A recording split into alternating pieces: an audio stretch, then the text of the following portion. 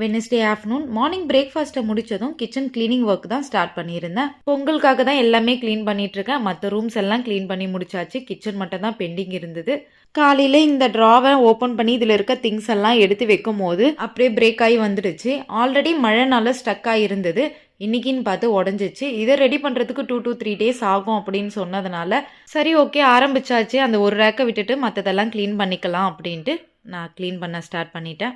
கண்டெய்னர்ஸ்லாம் wash பண்ணோம் அப்படின்றதுனால provision எதுவுமே நான் மாற்றலை. ஆல்ரெடி இருந்ததெல்லாம் மளிகை கடையில் மடிக்கிற மாதிரி எல்லாத்தையும் மடித்து ஓரம் கட்டிட்டு கண்டெய்னர்ஸ் ஃபுல்லாமே வாஷ் பண்ணி எடுத்துட்டேன். பொதுவாகவே க்ளீனிங் ஒர்க் ஆரம்பித்தாலே டைம் போகிறதே தெரியாது. அதுவும் கிச்சன் ஆரம்பித்தோன்னா எனக்கு 1 டேவே பத்தாது.